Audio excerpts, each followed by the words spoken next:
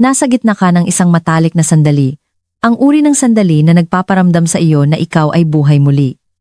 Tumitibay ang tibok ng iyong puso, nakangiti ang iyong kapareha, at ang lahat ay tila tama. Ngunit pagkatapos, bigla na lang, ang tigas ay nagsisimulang maglaho. Sinusubukan mong mag-focus, pilit na ibinabalik ito, ngunit habang iniisip mo ito lalo itong nawawala, at bigla ang makapangyarihang koneksyon na iyon ay nagiging isang tahimik na pagkadismaya. Kung nangyari na iyon sa iyo, gusto kong malaman mo na hindi ka sira at tiyak na hindi ka nag-iisa. Ako si Dr. Elena Marisa Santos, isang board-certified urologist na may mahigit 30 taong karanasan sa pagtulong sa mga kalalakihan na protektahan ang kanilang prostate, pagbutihin ang performance, at ibalik ang tiwala sa sarili sa loob ng kwarto. Nakatrabaho ko na ang libu-libong kalalakihan sa kanilang edad na 50s, 60s, maging 70s na lahat ay nag-isip na ang pagkawala ng kanilang katigasan ay bahagi lamang ng pagtanda. Ngunit ang paniniwalang iyon ay malayo sa katotohanan. Dahil narito ang nakakagulat na bahagi. Madalas, hindi ito ang iyong edad. At hindi lang ito tungkol sa testosterone. Ang mga tunay na dahilan kung bakit nawawala ang ereksyon ay madalas na mga simpleng bagay sa araw-araw, mga gawi, timing, at kaisipan na tahimik na nakakasagabal sa natural na kakayahan ng iyong katawan na manatiling matigas. At ang mabuting balita ay ang bawat isa sa mga problemang ito ay may solusyon. Sa videong ito, ipakikita ko sa iyo ang 8 simple at mabilis na solusyon na nakabatay sa siyensya na maaari mong simulan ngayon upang manatiling matigas hanggang sa huli. Walang tableta, walang gimmick, tunay na resulta lamang. Manatili hanggang sa huli dahil ang pang-8 solusyon ay ang isa na halos walang nag-uusap tungkol dito. Ngunit maaari nitong baguhin ang iyong performance simula ngayong gabi. Bago tayo magsimula, siguraduhing mag-subscribe at i-turn on ang notification bell. Sa ganoong paraan, hindi mo kailanman mapapalampas ang isa pang tip na inirerekomenda ng doktor upang matulungan kang manatiling malakas, may tiwala sa sarili, at may kontrol. At kung ang mensaheng ito ay nakaka-relate sa iyo, mag-iwan ng 1 sa mga comment upang ipaalam sa akin. Kung hindi naman, i-type ang 0. Ang iyong feedback ay tumutulong sa akin na gumawa ng content na tunay na sumusuporta sa iyo. Ngayong naiintindihan mo na ang mga tunay na dahilan sa likod ng nawawalang katigasan, maging practical tayo. Dahil ang unang solusyon ay isang bagay na karamihan sa mga lalaki ay hindi naiisip. Ngunit mayroon itong agarang epekto sa iyong performance. Hindi ito tungkol sa mga tableta o hormone. Tungkol ito sa grabidad at kung paano ang iyong posisyon ay maaaring ganap na makapagpabago sa daloy ng iyong dugo. Isa, baguhin ang iyong posisyon. Baguhin ang daloy ng iyong dugo. Hayaan mong sabihin ko sa iyo ang isang bagay na bihirang marinig ng mga lalaki. Ang iyong posisyon sa kama ay maaaring ang mismong dahilan kung bakit nawawala ang iyong katigasan sa gitna ng laban. Alam kong tila napakasimple nito para maging totoo, ngunit nakita ko na ito ng paulit-ulit sa aking klinika. Isipin ito. Nakahiga ka ng flat, nakakaramdam ng koneksyon, maayos ang lahat, at bigla mong nararamdaman na nawawala ang lakas na iyon. Iniisip mo kung ano ang nangyari. Okay lang ako, ilang segundo lang ang nakalipas. Ang totoo ay ang grabidad ay tahimik na tumalikod sa iyo. Kapag nakahiga ka ng flat, lalo na kung ang iyong kapareha ay nasa ibabaw, ang dugo ay nagsisimulang lumayo sa iyong ari, sa halip na manatiling nakulong sa loob. At kung mayroon ka ng banayad na anyo ng tinatawag naming venous leakage, kung saan ang mga maliliit na valve sa base ng ari ay hindi sumasara ng perpekto, ang grabidad ay maaaring lalong magpahirap sa iyong katawan na mapanatili ang isang ereksyon para itong pagtatangkang punuin ang isang lobo na may maliit na butas sa ilalim. Kahit gaano karaming hangin ang ibomba mo, hindi ito mananatiling puno ng matagal. Ngunit narito ang mabuting balita, maaari mo itong baliktarin agad. Maaari mong gamitin ang grabidad para magtrabaho, para sa iyo sa halip na laban sa iyo, ang mga posisyon kung saan ikaw ay nakatayo, nakaluhod, o nakaupo ng tuwid habang nakaharap sa iyong kapareha ay natural na nagdidirekta ng dugo sa mga erectile chambers, hindi palabas sa mga ito. Ang dugo ay sumusunod sa grabidad at kapag naintindihan mo iyon, magagawa mo itong iyong pinakamahusay na kakampi. Naaalala ko ang isa sa aking mga pasyente, si Mang Ricardo, isang lalaki sa kanyang huling bahagi ng INCCs na pumunta sa akin na pakiramdam ay tinalo na siya. Sabi niya, "Doktora, sa tingin ko, tapos na ako. Hindi ko na kayang panatilihin ito tulad ng dati." Nag-usap kami, nagsagawa ng ilang pagsusuri. At sinabi ko sa kanya ang isang simpleng bagay, huwag humiga ng flat. Subukang manatiling nakatayo o nakaupo. Isang linggo ang lumipas. Bumalik si Mang Ricardo na nakangiti. Sabi niya, "Hindi ko binago ang aking diet. Hindi ako uminom ng kahit isang tableta. Binago ko lang ang posisyon at nanatili akong matigas sa buong oras." Naramdaman niya ang kanyang sarili muli. May tiwala, proud, at konektado. Minsan ang solusyon ay talagang ganoon kasimple. Hindi ito mahika, ito ay siyensya. Kapag ikaw ay nasa tuwid na posisyon, tinutulungan ng grabidad ang dugo na direktang dumaloy sa ari at manatili doon. Ang pressure sa loob ay nabubuo at kinukulong ang dugo, na lumilikha ng isang mas malakas at mas matagal na ereksyon. Binabawasan din nito ang strain sa iyong likod at pinapabuti ang kontrol na nagpaparamdam sa iyo na mas grounded at ligtas. Ang katawan ay hindi kailanman dinisenyo upang labanan ang grabidad sa panahon ng isang bagay na pisikal tulad ng pakikipagtalik. Dinisenyo ito para gumana kasama nito. Kaya, sa susunod na ikaw ay nasa sandaling iyon, bigyang pansin ang iyong posisyon. Kung maramdaman mong nawawala ang iyong katigasan, ayusin ang iyong pwesto, baguhin ang anggulo, maupo, o hayaan ang iyong kapareha na pumustura habang ikaw ay suportado. Ang mga maliliit na pagbabagong ito ay maaaring gumawa ng isang kahanga-hangang pagkakaiba sa kung gaano katagal ang iyong ereksyon at kung gaano kakatiwala sa sarili. Isipin ito hindi bilang isang trick para sa performance, kundi bilang isang paraan upang mas maunawaan ang iyong katawan, igalang kung paano ito gumagana, at gamitin ang kaalamang iyon sa iyong kalamangan. Kapag nakuha mo na ang unang solusyon na ito, kinukuha mo na muli ang kontrol mula sa mga taon at pagdududa na dating humahadlang sa iyo. At kapag natutunan mo na kung paano ang isang bagay na kasing simple ng grabidad ay makakaapekto sa iyong performance, hintayin mong matuklasan kung ano ang kayang gawin ng iyong isip. Dahil ang susunod na solusyon ay hindi pisikal. Ito ay mental. Tungkol ito sa pagbasag sa nakatagong siklo na nagsisimula sa iyong iniisip at nagtatapos sa iyong katawan. At kapag naintindihan mo na ito, magbabago ang lahat. 2. Pakalmahin ang iyong isip. Kontrolin ang iyong katawan. Nakita ko na ito ng hindi mabilang na beses sa aking opisina. Mga lalaking naglalakad at nagsasabing, "Doktora, ayos lang ako," at bigla na lang, ang lahat ay tumigil sa paggana. Ibinababa nila ang kanilang boses. Iniiwasan ang tingin, at masasabi kong hindi lang ang kanilang katawan ang nahihirapan. Ang kanilang isip din, dahil ang totoo, ang pinakamakapangyarihang organong sexual na mayroon ka ay hindi ang nasa pagitan ng iyong mga hita, kundi ang nasa pagitan ng iyong mga tainga. Kapag ang iyong isip ay nagsimulang kumaripas, kapag ang pagdududa ay pumasok, ang iyong katawan ay tumutugon agad. Sa sandaling maisip mo ang, paano kung mawala na naman ito? Ang iyong utak ay nagpipindot ng switch. Tinitrigger nito ang iyong fight or flight response. Ang kaparehong response na dinisenyo para protektahan ka sa panganib. At narito ang bagay. Ang iyong katawan ay hindi kayang lumaban para mabuhay at makipagtalik sa parehong pagkakataon. Ang dugo na dapat sana ay dumadaloy sa iyong pelvis ay biglang nadidirekta sa iyong mga kalamnan at puso. Ang iyong paghinga ay bumibilis, ang iyong focus ay nalilipat, at bigla na lang, ang ereksyon na inaasahan mo ay naglalaho. Nakita ko na itong nangyari sa mga lalaking malusog, fit, at perpektong may kakayahang pisikal. Isang pasyente, si Mang Jose, ang nagsabi sa akin, Hindi naman ako kinakabahan, doktora, pero parang may biglang sumara sa loob ko.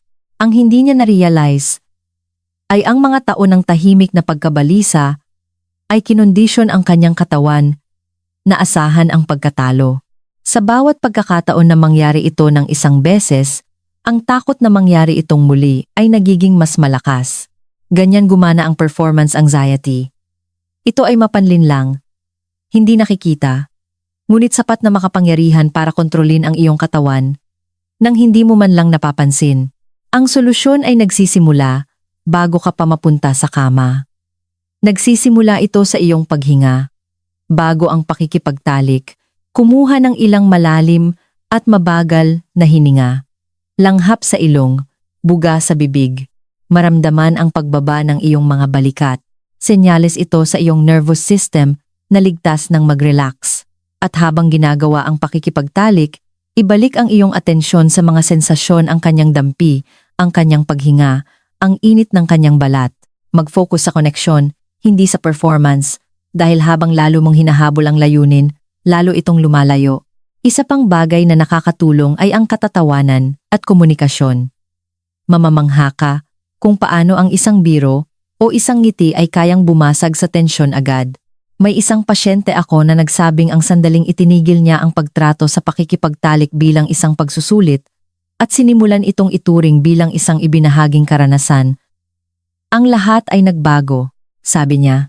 Doktora, tumawa ako, tumawa siya, at bigla na lang gumana ang lahat. Iyon ay dahil ang tawa ay nagpapakalma sa katawan at muling bumubuo ng tiwala sa iyong kapareha at sa iyong sarili. Kailangan mong tandaan na ang ereksyon ay hindi test ng pagkalalaki. Ito ay refleksyon ng pagkakaisa sa pagitan ng iyong isip at katawan. Kapag itinigil mo na ang pakikipaglaban sa sarili mong iniisip, mahahanap muli ng iyong katawan ang ritmo nito. Maaari ka ring magsanay ng grounding techniques. Maramdaman ang bigat ng iyong katawan sa kama o mag-focus sa ritmo ng iyong paghinga. Ang mga maliliit na pagbabagong ito ay nagbabalik sa iyo sa sandaling kung saan alam na alam ng iyong katawan ang dapat gawin.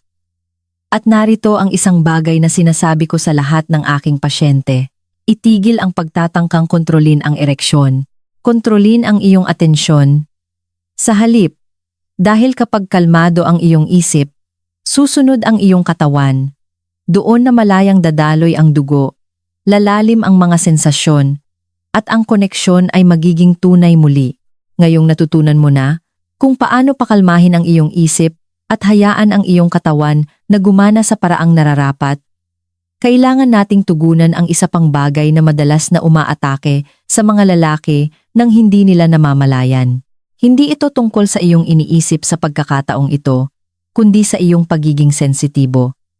Dahil kung ang isip ang gabay sa sandali, ang mga nerve ang nagbibigay buhay dito, at sa paglipas ng panahon, kailangan nila ng tulong para magising muli. 3. Gisingin muli ang pagiging sensitibo. Sa paglipas ng mga taon, marami na akong nakilalang mga lalaki na nagsasabi sa akin, Doktora Santos, parang hindi ko na nararamdaman ang dati kong nararamdaman. Sinasabi nila na ang pisikal na koneksyon ay naroon, pero ang sensasyon, ang kislap ay hindi na pareho. At tumatango ako dahil alam ko ang ibig nilang sabihin. Hindi dahil sa nawala ang kanilang pagnanasa o hindi na tumutugon ang kanilang katawan, kundi dahil ang mga nerve pathway na dati ay nagniningning sa kaunting dampi lang ay tumahimik na sa paglipas ng panahon. Pagtanda, diabetes, mataas na presyon ng dugo, maging ang mga taon ng routine na gawi, ang lahat ng mga bagay na ito ay unti-unting nagpupurol sa pagiging sensitibo ng ari. Ang mga signal sa pagitan ng utak at katawan ay humihina at ang dating tila kuryente ay parang wala na lang ngayon. Ito ay isa sa mga pinakakaraniwan, ngunit bihirang pag-usapang dahilan kung bakit nahihirapan ang mga lalaki na manatiling matigas. Kapag ipinaliliwanag ko ito sa mga pasyente, nakikita ko ang kaginhawaan sa kanilang mga mukha. Dahil bigla itong hindi na isang misteryo. Hindi ito tungkol sa pagkawala ng pagkalalaki. Tungkol ito sa nervous system, ang linya ng komunikasyon ng katawan na kailangang i-tune up muli. Isipin ito na parang isang radyo na naiwan sa garahe ng maraming taon. Ang mga parte ay gumagana pa rin, pero ang alikabok at kalawang ay naipon na. Ang kailangan nito ay hindi pagpapalit, kundi atensyon, maintenance, at kaunting stimulasyon para muling mabuhay. Narito ang bagay. Ang pagiging sensitibo ay maaaring muling gisingin. Maaari mong sanayin ang iyong katawan na makaramdam muli. Nagsisimula ito sa pag-check ng iyong testosterone levels dahil ang mababang testosterone ay direktang nagpapahina sa nerve response. Kung mababa ang iyong hormones, ang iyong katawan ay hindi nagpapadala ng mga sensasyon ng kasing lakas ng dati. Ngunit ang hormones ay bahagi lamang ng kwento. Ang isa pang bahagi ay ang sirkulasyon. Ang mga kaparehong nerve na kumokontrol sa sarap ay umaasa rin sa malusog na daloy ng dugo. Kung walang oxygen at nutrients na dinadala sa mga nerve endings na iyon, hindi sila makakapag-fire ng maayos. Kaya sinasabi ko sa aking mga pasyente na kumilos, maglakad ng mabilis araw-araw, umakyat ng hagdan, pabilisin ang tibok ng puso. Ang ehersisyo ay hindi lang nagpapalakas ng kalamnan, pinapakain din nito ang iyong mga nerve. Hinihikayat ko rin ang tinatawag kong sensory training. Hindi ito extreme. Tungkol lang ito sa dahan-dahang muling pagpapakilala sa iyong katawan sa sensasyon. Isang warm compress bago ang pakikipagtalik o kahit light vibration therapy ng ilang minuto, bawat araw ay makakatulong na pasiglahin ang mga natutulog na nerves. Ito rin ang prinsipyong ginagamit namin sa physical therapy kapag ang isang bahagi ng katawan ay nawawalan ng pakiramdam. Ang banayad at paulit-ulit na stimulasyon ay nagbabalik sa mga pathway. At hindi lang ito pisikal. Malaki ang papel ng mental awareness. Maraming lalaki ang gumugol ng mga taon sa pagpipigil sa kanilang mga sensasyon, sobrang nakatutok sa performance kaya nakakalimutan na nilang makaramdam. Subukang bagalan ang lahat. Kapag humahawak ka o hinahawakan ka, pansinin ang maliliit na detalye, ang init, ang texture, ang ritmo. Ang utak ay magsisimulang muling matutunan kung ano ang ibig sabihin ng mga signal na iyon. Mamamangha ka kung gaano kabilis mag-respond ang katawan kapag itinigil mo na ang pagmamadali at nagsimulang makinig. Isa sa aking mga pasyente, si Mang Ju Aning, ay nagsabi sa akin ng isang bagay na tumatak sa akin. Sabi niya, "Doktora, akala ko patay na ang mga nerve ko, pero noong nagsimula akong maglakad araw-araw, matulog ng maayos, at gawin ang mga munting exercise, na sinabi niyo, parang nagising ang katawan ko." Ngumiti siya at bumulong. Parang nasa 20s na uli ako. Iyon ang kapangyarihan ng muling paggising sa pagiging sensitibo. Hindi lang ito tungkol sa sarap. Tungkol ito sa pakiramdam na buhay ka muli. Dahil kapag ang iyong mga nerve ay muling kumonekta sa iyong isip, magbabago ang lahat. Ang katawan ay tumutugon ng mas mabilis, mas matigas, at mas malakas. At gaya ng makikita mo mamaya, may isa pang factor na kasing lakas ng nerve health. Ito ay isang bagay na maaaring magpaliyab sa iyong pagnanasa o ganap na magpatay dito. Hindi ito tungkol sa iyong katawan sa pagkakataong ito, kundi sa iyong focus. At kapag naintindihan mo na kung paano kontrolin iyon, ang iyong buong karanasan ay magbabago. 4. Huwag magmadali. Dahan-dahang buuin ang pagnanasa. Hindi ko na mabilang kung ilang beses na akong may mga lalaking umuupo sa harap ko at nagsasabing, "Doktora Santos, hindi ko maintindihan." Maayos ang lahat sa simula.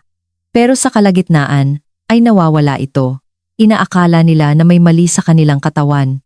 Pero kapag tinatanong ko sila tungkol sa kanilang estado ng isip, tungkol sa kung gaano sila kakonektado, o karelax bago nagsimula ang mga bagay-bagay, tumitigil sila dahil sa karamihan ng kaso, ang problema ay hindi pisikal, kundi ang kanilang isip ay hindi pa nakakarating bago ang kanilang katawan. Ang arousal ay hindi lang tungkol sa dampi o galaw. Tungkol ito sa emosyonal na presensya. Kapag ang iyong utak ay naguguluhan, stressed, o hindi nakatutok, ang signal ng arousal mula sa utak patungo sa katawan ay humihina. At kapag ang signal na iyon ay naglaho, kahit ang pinakamalakas na katawan ay hindi makakasabay. Maraming lalaki ang nagmaliit sa kung gaano kalaki ang papel ng utak sa pakikipagtalik. Ang iyong ereksyon ay nagsisimula bago pa ang anumang pisikal na dampi. Nagsisimula ito sa pananabik, imahinasyon, ang pakiramdam na ikaw ay ginugusto, pero sa mundong puno ng deadlines, ingay, at patuloy na pressure. Madalas na bitbit ng mga lalaki ang kanilang stress sa kwarto. Bitbit nila ang mga problema sa trabaho, at inaasahan ang kanilang katawan na gagana na parang walang mali. Ang totoo, ang iyong katawan ay hindi makakatugon ng buo kung ang iyong isip ay napakalayo. Madalas kong sabihin sa aking mga pasyente, hindi mo pwedeng madaliin ang pagsinta. Hindi ito karera. Ito ay ritmo. Ang solusyon ay mas simple kaysa sa iniisip mo. Bagalan mo. Payagan ang iyong sarili ng oras na dahan-dahang buuin ang pagnanasa. Hindi lang ito para sa iyong kapareha. Para ito sa iyo. Makibahagi sa foreplay. Hindi bilang isang tungkulin, kundi bilang paraan para muling kumonekta. Humalik ng mas matagal, humawak ng mas mabagal, huminga ng sabay. Ang mas maraming oras na ginugugol mo sa pagpapasabay ng iyong isip at katawan, mas lumalakas ang mga signal sa pagitan ng iyong utak at ari. Ang prosesong ito ay nagpapataas ng dopamine, ang neurotransmitter ng sarap at reward, at nagpapataas ng nitric oxide, ang kemikal na nagbubukas ng mga daluyan ng dugo. Sa madaling salita, kapag naglalaan ka ng oras, ginagantimpalaan ka ng iyong katawan. Mayroon akong isang mag-asawa sa kanilang huling bahagi ng 60s na pumunta sa akin. Nagrereklamo ang asawang lalaki na hindi niya mapanatili ang kanyang ereksyon kahit anong gawin niya. Ang kanyang asawa ay tahimik na nakaupo sa tabi niya. At noong tinanong ko ang asawa kung gaano katagal ang ginugugol nila sa foreplay, ngumiti siya ng bahagya at sabi, marahil 30 segundo. Ngumiti ako pabalik at sabi, hindi iyan foreplay. Introduction lang iyan. Tumawa sila at ipinaliwanag ko na ang pagbuo ng arousal ay parang pagpapainit ng makina. Hindi mo lang iniikot ang susi at hihirit agad ng mabilis. Hinahayaan mo itong tumakbo. Hinahayaan mo itong uminit. Ilang linggo ang lumipas. Bumalik sila na nagniningning. Sabi niya, binagalan namin. Nag-focus kami sa isa't isa. At nagbago ang lahat. Iyon ang kapangyarihan ng pagtitiyaga. Ginagawa nitong koneksyon ang pressure. Huwag isipin ang foreplay bilang isang bagay na ginagawa mo lang para marating ang main event. Ito na ang main event. Ito ang tulay sa pagitan ng isip at katawan, kung saan ang iyong nervous system ay nagre-relax at ang iyong sirkulasyon ay lumalakas. Ngunit kahit na mastered mo na ang pagtitiyaga at kontrol, may isa pang kalaban na maaari ka pa ring pabagsakin. Ang tinig ng takot na nananatili mula sa nakaraan. Ang susunod na solusyon ay tungkol sa pagbasag sa tahimik na loop. Na iyon sa iyong isip ang paulit-ulit na pagplay ng pagkatalo, bago pa man ito mangyari. 5. Basagin ang fear loop. Isa sa pinakamahirap na bagay para sa sinumang lalaki na aminin ay ang takot na mabigo sa kwarto. Hindi ito ang uri ng takot na nagpapatakbo sa iyo. Ito ay mas tahimik, mas personal, at maaari itong manirahan sa loob mo ng maraming taon. May mga lalaki sa kanilang 60s at 70s na nagsasabi sa akin, Doktora Santos, parang dinadaya ako ng isip ko. Tuwing susubok ako, nagsisimula akong kampante. Pero pagkatapos ay naaalala ko ang huling pagkakataon na hindi ako tumigas, at ang kaisipang iyon ang pumapatay sa lahat, at lagi kong sinasabi ang parehong bagay. Ang inilalarawan mo ay hindi pisikal, kundi emosyonal na conditioning. Ito ang iyong utak, na sinusubukang protektahan ka mula sa kahihiyan, sa pamamagitan ng pagpapatay sa mismong sistema na nagbibigay sa iyo ng sarap. Ito ay isang malupit na biro ng biology, at lumilikha ito ng isang mabisyong siklo. Naaalala ko ang isang pasyente, si Mang Roberto na nasa huling bahagi ng 50s, na nagsabi sa akin na hindi sila nakikipagtalik ng kanyang asawa sa loob ng mahigit 1 taon. Hindi dahil sa hindi niya ito mahal, kundi dahil hindi niya kayang harapin ang posibilidad na mabigo muli. Mas mabuti pang iwasan ko na lang kaysa madismaya siya. Sabi niya ng mahina, ang ganyang uri ng takot ay kumakain sa pagkatao ng isang lalaki. Hindi lang ito tungkol sa sex, tungkol ito sa tiwala, dangal, at pagpapahalaga sa sarili. Tinignan ko siya sa mga mata at sinabi, Hindi ka sira. Natutunan mo lang iugnay ang pakikipagtalik sa pagkabalisa. At iyon ay isang bagay na pwede nating i-unlearn. Ang unang hakbang para basagin ang fear loop ay baguhin ang pananaw kung ano ang ibig sabihin ng intimacy. Itigil ang pag-iisip dito bilang isang performance at simulan itong tignan bilang isang koneksyon. Kapag itinuturing mo ang bawat pagkakataon bilang isang pagsusulit, ang iyong katawan ay tumutugon na parang nasa ilalim ng pressure. Pero kapag itinuring mo itong isang ibinahaging sandali, isang bagay na sabay ninyong ginagalugad, ang iyong nervous system ay nagre-relax. Bumubuti ang daloy ng dugo at ang iyong ereksyon ay nagiging mas natural. Ang layunin ay hindi pagiging perpekto, kundi ang pagiging naroroon. Kung mawalan ka man ng katigasan sa sandaling iyon, huwag magpanik, huwag humingi ng paumanhin. Tumigil lang, huminga, ilipat ang focus sa iyong kapareha, hawakan siya, kausapin siya, yakapin siya, maraming anyo ng intimacy na hindi nangangailangan ng penetrasyon. At habang mas ginagawa mo ang mga iyon, mas nababawasan ang kapangyarihan ng takot sa iyo. Maaari mo ring sanayin ang iyong isip sa labas ng kwarto. Ang visualization ay makapangyarihan. Isipin ang iyong sarili na kalmado, may tiwala, at may kontrol. Makita ang inyong pagsasama na naging maayos, hindi bilang pantasya, kundi bilang pagsasanay. Hindi laging nakikilala ng utak ang pagkakaiba sa pagitan ng imahinasyon at realidad. Kaya, kapag mental mong pinapractice ang tagumpay, kinokondisyon mo ang iyong nervous system na tumugon ng may tiwala sa halip na takot. Ang pagbasag sa fear loop ay hindi lang tungkol sa pagbabalik ng iyong ereksyon, tungkol ito sa muling pagkuha ng iyong kontrol, dahil kapag itinigil mo na ang pakikipaglaban sa iyong katawan at nagsimulang magtiwala dito muli, magbabago ang lahat. At habang ang takot ay maaaring magsimula sa isip, may isa pang nakatagong factor na nagsisimula sa kailaliman ng katawan. Isa na nagbubunyag ng higit pa sa inaakala ng karamihan sa mga lalaki. Sa katunayan, madalas itong ang unang-unang senyales na ang iyong puso ay humihingi ng tulong. 6. Ayusin ang iyong pundasyon, ang iyong puso, at mga daluyan ng dugo. Madalas kong sabihin sa aking mga pasyente, ang ereksyon ay hindi lang isang sandali, ito ay isang salamin. Sinasalamin nito ang kalusugan ng iyong mga daluyan ng dugo, ang iyong puso, at ang iyong buong circulatory system. Ang totoo, ang iyong ari ay ang early warning system ng katawan.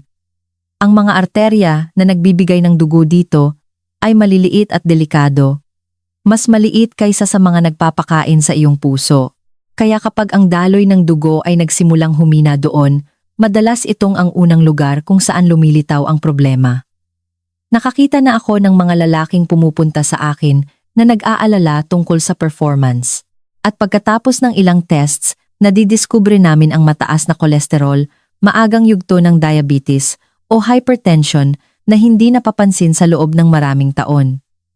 Ang kanilang ereksyon ay hindi ang problema. Ito ay ang sintomas.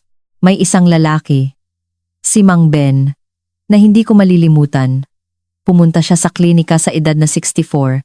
Hiyang-hiya at dismayado. Doktora, sabi niya, sa tingin ko sumusuko na ang pagkalalaki ko. Gumawa ako ng ilang mabilis na pagsusuri at nalaman na ang kanyang blood pressure ay mapanganib na ang taas. Wala siyang kaalam-alam. Sinimulan namin siya sa isang heart-healthy routine.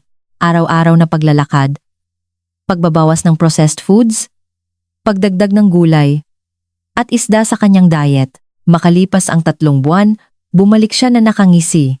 Sabi niya, Doktora, bumalik na ako. Sabi ng asawa ko mukha akong mas bata ng 10 taon. Hindi iyon tiyamba. Iyon ay sirkulasyon. Kapag ang iyong puso at mga arterya ay malusog, ang lahat ay susunod. Ang ereksyon ay pinapatakbo ng daloy ng dugo. Kapag ang iyong mga arterya ay malinis at malambot, ang dugo ay malayang gumagalaw patungo sa mga erectile chambers. Lumalawak at kinukulong ang pressure. Pero kapag sila ay matigas o barado, ang prosesong iyon ay naaantala at dahil ang mga arterya sa iyong ari ay napakakitid, kahit ang kaunting pagbabara ay maaaring magdulot ng malaking pagbabago sa katigasan. Kaya, Ang mga erectile issues ay madalas na lumilitaw 3 hanggang 5 taon bago ang anumang senyales ng sakit sa puso. Ang katawan ay bumubulong. Alagaan mo ako bago maging huli ang lahat. Ang solusyon ay nagsisimula sa araw-araw na paggalaw. Hindi mo kailangang tumakbo ng marathon. Kumilos lang. Maglakad ng mabilis ng 20 minuto. Maghagdan o sumayaw kasama ang iyong kapareha. Anumang bagay na magpapabilis sa tibok ng iyong puso ay magpapalusog sa iyong mga daluyan ng dugo. Ang nutrisyon ay may kaparehong lakas. Kumain ng mas maraming pagkaing nagbubukas ng iyong mga arterya, madahong gulay, berries, beets, olive oil, at matatabang isda tulad ng salmon. Ito ang mga natural na gamot sa vascular. Uminom ng sapat na tubig dahil kahit ang banayad na dehydration ay nagpapalapot sa dugo at nagpapababa ng daloy. Ang mga supplement ay maaari ring makatulong tulad ng beetroot powder o pomegranate extract. Ang mga ito ay nagpapataas ng nitric oxide levels sa dugo. Bawat maliit na pagbabago ay nag-iipon. At hindi magtatagal, mapapansin mo ang mas malakas na stamina at mas mabuting enerhiya. Sinasabi ko sa mga lalaki, ang iyong ari at ang iyong puso ay magkakampi. Kapag ang isa ay nahihirapan, ang isa ay nahihirapan din. 7. Balansehin ang iyong hormones. Kapag ang mga lalaki ay pumupunta sa aking opisina at sinasabing ang kanilang pagnanasa ay hindi na tulad ng dati, ang kanilang enerhiya ay mababa o hindi na nila nararamdaman ang kanilang sarili, alam ko na kung saan unang titingin. Hormones. Pagkatapos ng edad na 40, ang testosterone ay nagsisimulang bumaba, karaniwan ay mga 1% bawat taon. Nangyayari ito ng tahimik, mabagal, at halos hindi napapansin. Pero sa paglipas ng panahon, ang pagbabang iyon ay nakakaapekto sa lahat. Ang iyong mood, ang iyong lakas, ang iyong focus, ang iyong tiwala sa sarili, at syempre, ang iyong performance sa kwarto. Maraming lalaki ang nag-aakalang pagtanda lang ito. Pero lagi kong sinasabi, hindi ito ang iyong edad, ito ang iyong balanse. Ang testosterone ay higit pa sa isang sex hormone. Ito ang nagpapanatili sa iyong mga daluyan ng dugo na flexible, ang iyong muscle fibers na malakas, ang iyong mga buto na matitigas, at ang iyong isip na matalas. Kapag bumaba ang testosterone, ang tissue ay nagiging hindi gaanong elastic at ang iyong pagnanasa ay naglalaho kasama nito. Maaari mo pa ring mahal na mahal ang iyong kapareha, pero ang kislap ay tila mas malabo na at maaari itong makayanig sa tiwala ng isang lalaki. Naalala ko ang isang pasyente sa kanyang huling bahagi ng INM6, si Kapitan Berto na isang retiradong piloto na pumunta sa akin pagkatapos ng ilang buwan ng paghihirap. Doktora, sabi niya, kumakain naman ako ng tama, nag-iihersisyo, ginagawa ang lahat, pero hindi ko na maramdaman ang apoy na iyon. Ang kanyang testosterone levels ay mas mababa kaysa sa dapat sana. Sinimulan namin sa pag-aayos ng kanyang diet, pagdagdag ng mga pagkaing mayaman sa zinc, healthy fats, at vitamin D. Nagsimula siyang mag-resistance training 3 beses sa isang linggo, binawasan ng alak, at kumuha ng tamang tulog. Sa loob ng 2 buwan, sabi niya, parang may nagbukas uli ng ilaw. Bumalik ang kanyang enerhiya at lumago ang kanyang tiwala sa sarili. Iyon ang ginagawa ng balancing hormones. Hindi lang nila ibinabalik ang iyong performance, ibinabalik nila ang iyong sigla. Itigil ang sobrang asukal na nagpapababa ng testosterone at nagpapataas ng cortisol, ang iyong stress hormone. At tandaan, ang malalim na tulog ay ang factory ng hormone ng iyong katawan. Karamihan sa iyong testosterone ay ginagawa sa pinakamalalim na bahagi ng pahinga.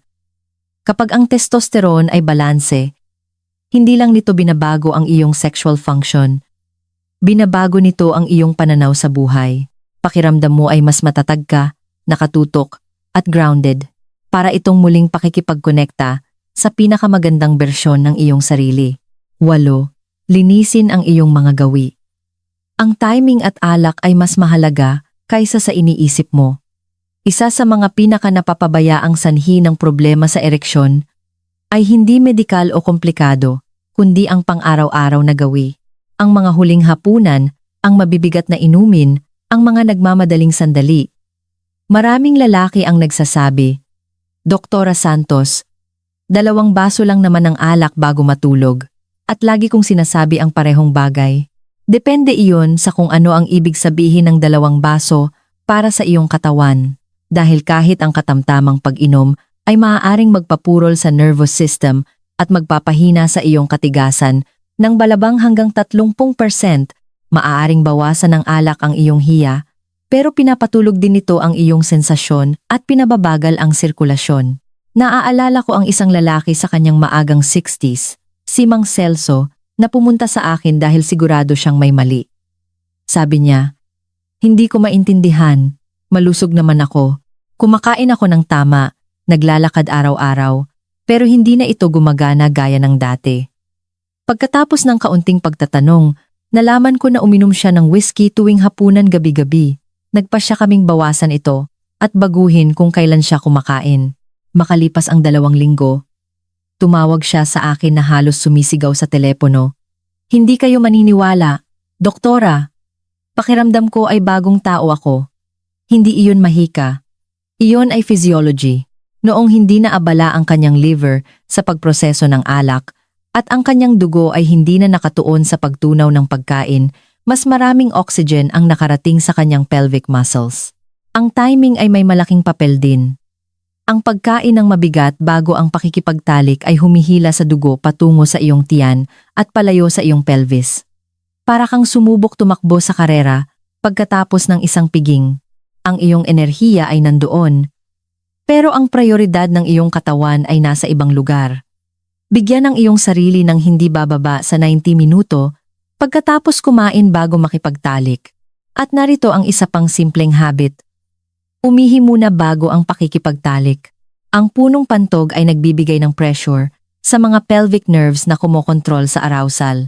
Ang mga lifestyle fixes na ito ay hindi mga gimmick. Sila ang pundasyon ng tunay na sigla. Dahil kapag pinagsama mo ang malusog na gawi sa lahat ng ating tinalakay, malakas na sirkulasyon, balancing hormones, kalmadong isip, at tiwala na walang takot, hindi mo lang ibinabalik ang performance, muli mong binubuo ang lakas at katiyakan na nagbibigay kahulugan sa kung sino ka bilang isang lalaki. Siyam. Huling mensahe. Hindi ka sira. Kung mayroon mang isang bagay na gusto kong baunin mo mula rito, iyon ay ang pagkawala ng katigasan ay hindi nangangahulugan ng pagkawala ng iyong pagkalalaki. Hindi ibig sabihin na ang iyong pinakamagagandang taon ay lumipas na. Ang katawan ng bawat lalaki ay nagbabago sa paglipas ng panahon. Pero hindi iyon nangangahulugang wala kang magagawa. Natutunan mo na ang performance ay hindi lang tungkol sa isang bagay. Tungkol ito sa balanse. Ang iyong posisyon, ang iyong kaisipan, ang iyong mga nerve, ang iyong puso, ang iyong hormones. Ang iyong mga gawi, lahat sila ay nagtutulungan na parang mga instrumento sa isang orkestra. Kapag ang isa ay wala sa tono, ang musika ay sumasablay. Pero sa pasensya, kamalayan, at maliliit na aksyon araw-araw, maibabalik mo ang lahat sa harmonia. Nakakita na ako ng mga lalaking nasa kanilang 70s na naglalakad pabalik sa aking klinika na may luha sa kanilang mga mata dahil hindi nila akalain na mararamdaman pa nila ang ganoong uri ng sigla muli. At gayon pa man, naramdaman nila ito, hindi sa pamamagitan ng swerte, kundi sa pamamagitan ng pagpili, ang pagpiling kumilos, huminga, at alagaan ang kanilang katawan at isip. Huwag makontento sa mas mababa kaysa sa buo at kampanteng buhay na nararapat para sa iyo. Kunin ang 8 solusyong ito at gawin silang bahagi ng iyong ritmo. Dahil kapag ginawa mo iyon, hindi lang ang iyong ereksyon ang babalik, babalik din ang iyong lakas, ang iyong kagalakan, at ang iyong pagkakakilanlan. At iyan, kaibigan, ang tunay na pagkalalaki.